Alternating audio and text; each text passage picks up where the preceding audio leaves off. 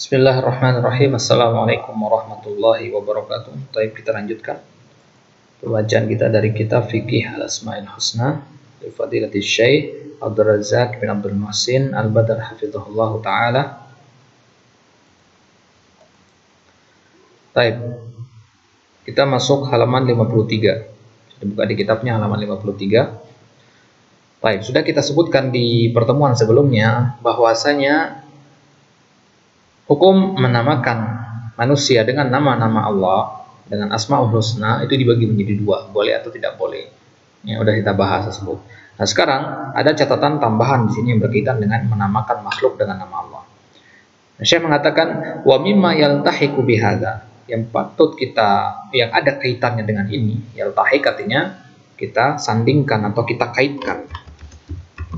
Yang ada kaitannya dengan pembahasan menamakan manusia dengan nama dari nama-nama Allah, bahwasanya al-wajiba tujaha asma'illahi ihtiramuha wa mura'atul adabi nahwiha.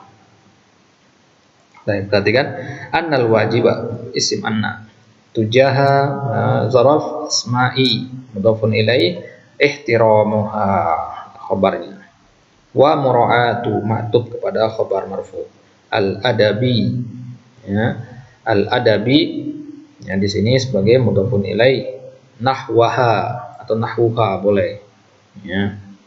Baik. Dan di antara yang perkara yang ada kaitannya dengan pembahasan sebelumnya, bahwasanya yang wajib bagi kita di hadapan, ya, tujahatnya di hadapan, atau yang berkaitan di hadapan nama-nama Allah, apa kewajiban kita terhadap nama-nama Allah? Ihtiramuha, penghormatan, ya. Jadi walaupun kita katakan boleh menamakan manusia dengan nama dari nama-nama Allah, tetapi yang perlu kita jadikan patokan di sini adalah bahwasanya wajib kita menghormati nama-nama Allah, wa mura'atul adabi nahwaha, dan memperhatikan adab, ya, yang berkaitan dengan nama-nama Allah. Wa min hadzal ihtiram, di antaranya adalah bentuk penghormatan kita kepada nama-nama Allah, alla yusamma ahadun bismin fihi nau'un musyarakatin lillahi fi asma'ihi. Di antara adab yang baik adalah, di antara bentuk penghormatan itu adalah kita tidak menamakan seorang pun dengan nama-nama yang di dalam nama tersebut mengandung jenis musyarakah, kesamaan, jenis kesamaan dengan nama-nama Allah Subhanahu wa taala. Misalkan tadi Al-Aziz, Al-Aziz itu boleh kita namakan orang dengan Al-Aziz, misalkan Umar Al-Aziz misalkan, boleh. Daud Al-Aziz, boleh kita namakan seperti itu. Tapi kalau kita ingin memperhatikan adab yang baik, maka kita katakan hendaknya ditinggalkan hal yang seperti itu. Contohnya apa? Contoh kata-kata yang mengandung musyarakah, mengandung kesamaan dengan Allah, itu qadil qudad, ya. Hakimnya para hakim. Qadi artinya hakim. Hakimnya para hakim. Malikul muluk, ya. Rajanya para raja, ya. Wa hakimul hukam, hakimnya para hakim, pemutus perkaranya para pemutus perkara. Maksudnya raja dari para raja, hakim dari para hakim. Maksudnya dia yang paling tinggi derajatnya dari antara hakim-hakim yang lain. Wa nahwaha, atau yang semisal dengannya. Hifzan lit tauhid. Tujuan kita meninggalkan ini bukan karena haram, tapi karena hifzan lit tauhid, saddan lit dzari'ah, ya. Untuk menjaga tauhid, kemurnian tauhid. Ya, mungkin kalau yang punya tauhid benar, ya, dia menamakan Malikul Muluk, raja para raja. Kalau punya tauhid yang benar mungkin masih bagus, ya, keyakinannya. Tapi tidak ada yang jaminan nanti lama-kelamaan karena laki-laki tersebut, raja tersebut adalah orang yang soleh, baik dan sebagainya, akhirnya pengikutnya bersikap gulu, nanti akhirnya tauhid pun tercemar di situ. Yang tadinya dia hanya manusia biasa dianggap, kemudian akhirnya dianggap menjadi derajat seperti Tuhan misalkan. Wasiyanatan li janabi asma'illahi wa sifatihi. Ini juga bentuk penjagaan terhadap nama-nama Allah dan sifat-sifatnya. Wa daf'an li wasaili syirk, untuk mencegah wasilah-wasilah kesyirikan. Wasaddan li manafidhihi, dan menutup pintu yang mengarah kepada kesyirikan. Manafidh artinya pintu yang mengarah kepada kesyirikan. Ya, karena menamakan orang dengan nama-nama Allah itu berakibat nantinya, ya, jika tauhidnya lemah, akan menyebabkan jatuh kepada kesyirikan, waliyadzubillah. Hafiz sahihain, maka di dalam sahihain Bukhari Muslim, Ada sebuah hadis dari Abu Hurairah radhiyallahu taala anhu bahwasanya Nabi SAW bersabda, inna akhnas min indallahi rajulun tusamma malikul amlak atau malikul muluk. Sesungguhnya nama yang paling hina di sisi Allah adalah seorang laki-laki yang dinamakan dengan malikul amlak. Nah, di hadapan Allah justru nama para raja itu nama yang paling buruk. Itu kalau di hadapan manusia justru sebaliknya. Nah, itu nggak boleh berarti. Berdasarkan hadis ini bisa kita lihat bahwasanya boleh menamakan, tapi ini adalah nama yang hina, bukan sesuatu yang bagus. Zada Muslimun fi riwayatihi, kalau ini tadi riwayatnya Bukhari dan Muslim, tapi kalau riwayat Muslim ada tambahan la malika illallah azza wa jalla. Ya, tidak ada raja selain Allah Subhanahu wa taala. Raja-raja yang ada di dunia itu hanya raja-raja yang terbatas kekuasaannya.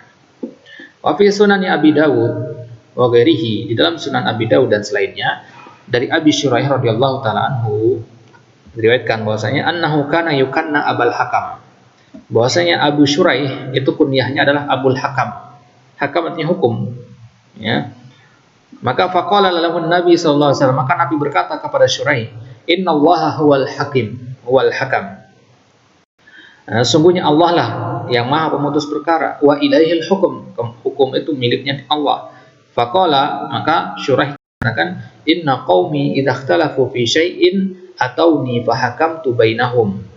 Ya, sesungguhnya kaum saya, Abu Syuraih ini dia seorang yang berpandang di kalangan kaumnya, idza ikhtalafu fi syai'in, jika mereka berselisih dalam suatu pendapat, dalam suatu perkara, atauni, mereka mendatangiku, fahakamtu bainahum, kemudian saya memutuskan perkara tersebut di antara mereka, faradiya kilal fariqain, maka kemudian kedua golongan yang bertikai berselisih pendapat tadi, kemudian mereka ridho, kedua golongan yang bertikai tadi akhirnya mendapatkan solusi dari permasalahan mereka. Karena seringnya dia memutuskan perkara seperti itu, kaumnya menjuluki dia dengan Abul Hakam.